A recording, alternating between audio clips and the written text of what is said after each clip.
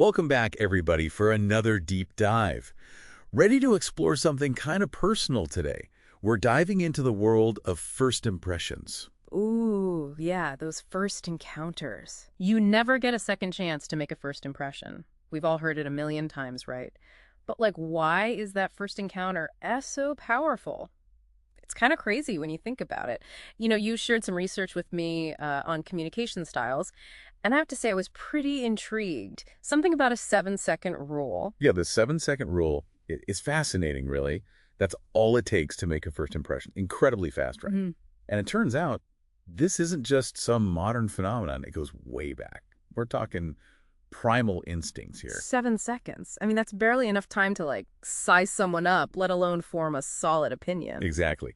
Back in the day, our ancestors, constantly facing potential danger, didn't exactly have the luxury of lengthy introductions. Just picture running into a predator in the wild. Okay, I get it. You wouldn't exactly stop to analyze its outfit or ask about its day off. Right. You wouldn't. It was instant. Fight or flight, pure survival.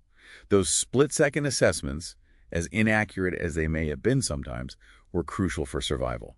And that instinct to quickly categorize someone as friend or foe, it's still hardwired into us today. So it's less about deep analysis and more about a survival instinct. Right. So in those 7 seconds then, what's our brain actually picking up on? Is it just their appearance? It's a combination of factors, really. Appearance is part of it, for sure.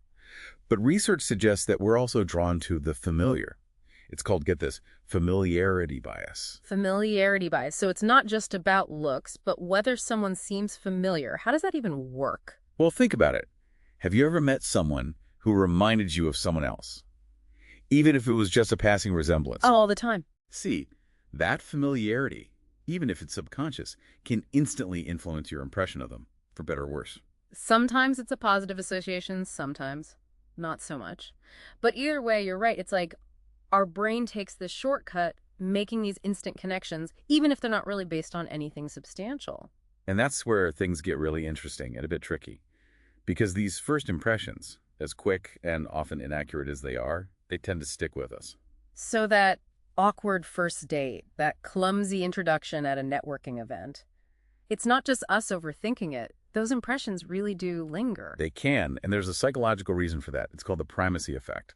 Essentially, our brains latch onto that initial information more strongly than anything that comes after. Yeah. It's like the foundation upon which we build our perception of someone. Wow, so first impressions are powerful and sticky. I'm starting to see why this whole thing is such a big deal. But if they're formed so quickly and based on instinct and often superficial cues, how reliable can they really be? I mean, are we really making accurate judgments in just 7 seconds? That's the million-dollar question, isn't it?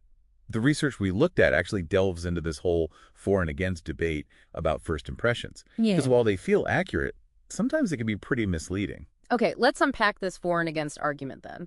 What are some of the reasons why those snap judgments might not be so accurate after all? Give us the downsides. Well, for starters, think about those situations where people are very aware that they're meeting someone new and are consciously trying to make a good impression, like a job interview or a first date.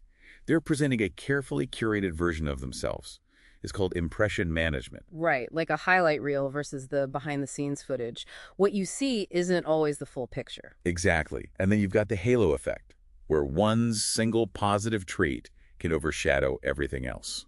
Interesting. So someone could have, I don't know, a dazzling smile and charming demeanor, and we might overlook other, potentially less desirable qualities because we're blinded by that initial positive impression. Precisely. And just like a halo can create a positive bias, one single negative trait can have the opposite effect. It's like our brain just fixates on that one negative detail, and it colors our entire perception. So that awkward handshake, that nervous laugh, those seemingly small things can actually have a disproportionate impact because of this halo effect. Absolutely. It's a good reminder that our brains are wired to create these shortcuts, and sometimes those shortcuts lead to some pretty biased judgments. There's even evidence that early experiences, like having a difficult math teacher, for example, can shape our perception of math for years to come, even if we're naturally good at it. It's kind of scary when you think about it. Our brains are making these huge judgments based on, what, a handshake, a nervous laugh. It makes you wonder, if first impressions are this powerful, but also potentially so misleading, is there anything we can do about it? Can we hack the system at all? That's the question, right? Can we actually outsmart our own instincts? Well, the good news is it might be possible. You see, first impressions are shaped by experiences, so it stands to reason that we can change those impressions by changing the experiences that inform them. Okay, that's pretty profound. So it's not just about those initial 7 seconds, but about the ongoing narrative. We can actually reshape those first impressions over time. Exactly. It's a two-way street. When it comes to making a good first impression, it's about more than just appearances. Sure, what you wear and how you present yourself matters, but it's those deeper qualities, warmth, confidence, genuine interest. Those are what people really remember. Those are the things that make someone memorable, right? Not just a face in the crowd, but someone who makes you feel seen. But how do you convey all of that in 7 seconds? Well, you don't have to cram it all in there. It's more about just being authentically you, because people can spot a phony a mile away. Focus on being present, engaged, and genuinely interested in the person you're meeting. So instead of stressing over having the perfect handshake or remembering some witty opening line, it's more about just being present and authentic. Exactly. Even a genuine smile and a willingness to listen can go a long way. And then on the flip side, when you're on the receiving end of a first impression, it's important to be aware of our own biases. You mean recognizing that we're prone to those snap judgments and trying to look past them, like being aware of that halo effect we talked about? Exactly. It's about asking yourself, what am I really seeing here? And what am I filling in with my own assumptions? Am I letting a halo blind me to potential problems? Or am I letting one negative thing overshadow other good qualities? So basically, slow down, be present, and don't jump to conclusions. Easier said than done, right? I mean, how do we actually train ourselves to be less reactive and more open-minded when we're meeting someone new? It takes practice, for Yeah. sure.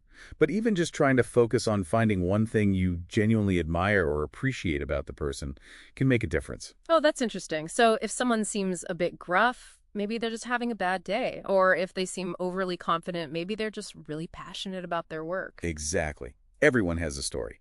Try to give people the benefit of the doubt. That first impression is just a tiny glimpse into a much larger picture.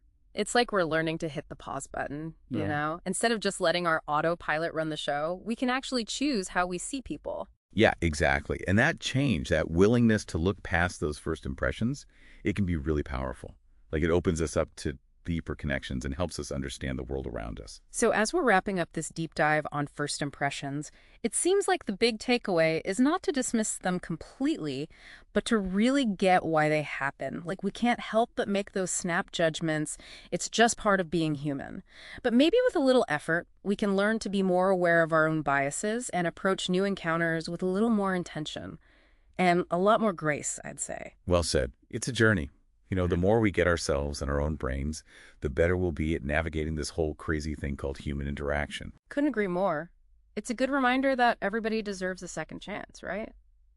And those initial impressions, as powerful as they can be, they don't have to define us or our relationships. I mean, if our brains can sum someone up in just 7 seconds, imagine what we could do if we used that same speed to actually connect with each other and empathize and really see each other for who we are. No, there's a thought. It is. And on that note, we'll leave you to ponder that one. Until next time, keep exploring and keep asking those questions.